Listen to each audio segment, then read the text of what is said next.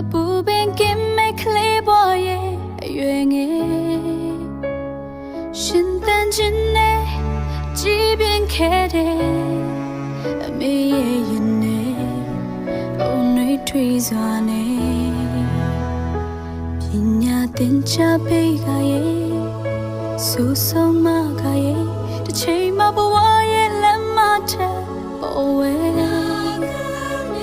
ချီရှိလမ်းပြခြင်းတွက်လည်းတစ်ခုပဲကွယ်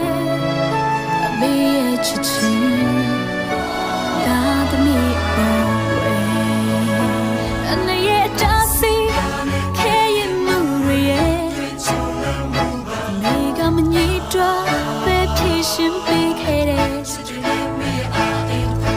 စာရေးဝရေးအသက်ရှင်ရဲ့အတွက်လဲ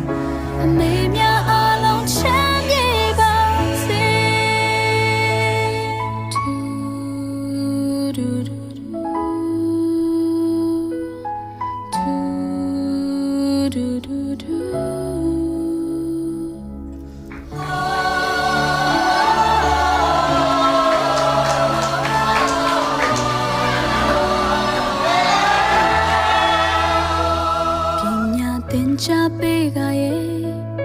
ဆူဆုံးမကရဲ့တစ်ချိန်မှဘဝရဲ့လက်မထပေါ်ဝဲချီရှိလမ်းပြခြင်းတွက်လင်းတစ်ခုပဲကွယ်နေရဲ့ချစ်ချင်း